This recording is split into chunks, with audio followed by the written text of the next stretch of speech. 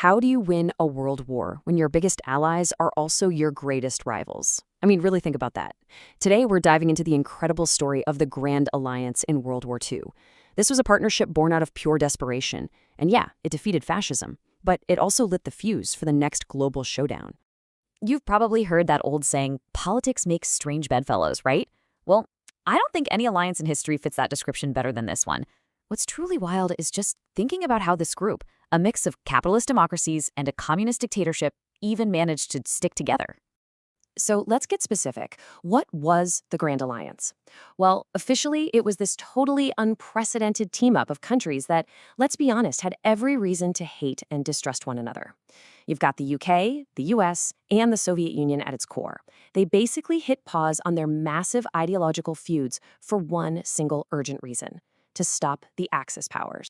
And right at the heart of this whole thing were these three guys: Winston Churchill, Franklin D. Roosevelt, and Joseph Stalin. The big three.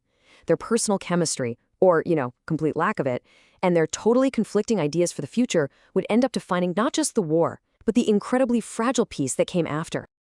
All right, so let's get into how this alliance even happened in the first place. Spoiler alert, it wasn't built on shared values or some kind of grand friendship. Nope. This thing was forged in the fire of a shared, terrifying, existential threat. The enemy couldn't have been clearer. You had the Axis powers, Nazi Germany, Fascist Italy, and Imperial Japan. They were on a rampage, trying to build their empires through just brutal conquest, and the rest of the world had to figure out, and fast, how to stop them. Now, this alliance didn't just appear overnight. It was more like a series of dominoes falling. First, Britain and France jump in back in '39. Then, 2 years later, Germany makes the massive mistake of invading the Soviet Union, which forces Stalin's hand. And finally, of course, the attack on Pearl Harbor at the end of '41 yanks a pretty reluctant United States right into the middle of it all. So, by January of 1942, they decided to make it official. Over 24 countries signed on to what was called the Declaration by United Nations. This turned a bunch of separate agreements into one massive global front against fascism. And they all made one simple promise: beat the Axis and nobody makes a separate peace deal. Okay, so the team is assembled purely out of necessity. But here's the real question. How did they actually make it work? How on earth did these bitter rivals manage to coordinate a global war effort? I mean, that's the million-dollar question, isn't it? You've got Churchill, the ultimate defender of the British Empire, Roosevelt, the champion of democracy, and Stalin, a ruthless communist dictator. How did they possibly bridge those enormous gaps to make life-or-death strategic decisions together? Well, the answer really came down to a handful of incredibly tense face-to-face meetings. In Tehran and '43, they finally agreed on opening that second front in Europe, what would become D-Day. Then, as victory started to look like a real possibility, the conversation shifted. At Yalta in early '45, they started trying to figure out how to carve up post-war Europe. But that unity was already wearing thin.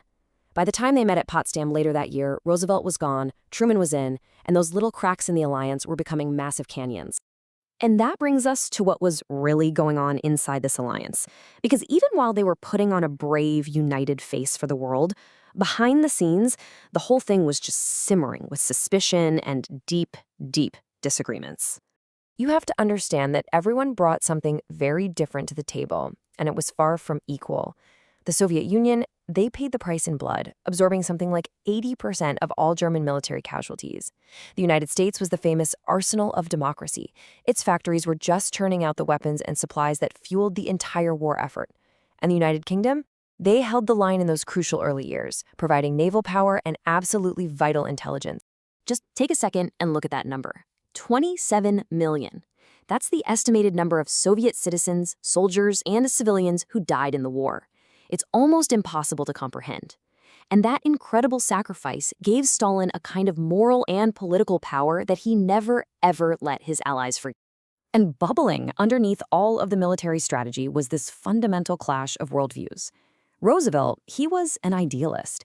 He genuinely seemed to believe they could build a better, more cooperative world after the war, with the United Nations at its center. But Stalin and Churchill, they were hardcore realists. They were playing a different game, one focused on raw power, national security, and carving out their own spheres of influence. And all this led to constant fights. Stalin was relentlessly, and I mean relentlessly, pushing for that second front, convinced the others were dragging their feet on purpose.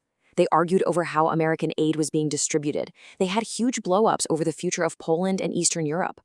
And then there was the ultimate breach of trust. The U.S. kept the Manhattan Project a complete secret from the Soviets. So where does this all end up? Well, they did it. They accomplished their mission. But that victory cast a very, very long shadow. And let's be absolutely clear. By its own goal, the alliance was a massive success. It brought together an insane amount of resources and people to force the complete, unconditional surrender of the Axis powers. They won the war, period, full stop. But here's the thing, winning the war and winning the peace, those are two totally different things. And this is where the story gets a lot more complicated. Did they actually manage to build that stable, peaceful world that Roosevelt had been dreaming of? Well, the legacy is really two-sided, isn't it? On the one hand, they defeated fascism, they created the United Nations, which changed global politics forever. But on the other hand, those deep ideological cracks they'd managed to paper over during the war, they just burst wide open. The very alliance that won World War II ended up planting the seeds for the Cold War. At the end of the day, the alliance just couldn't survive without the threat that created it.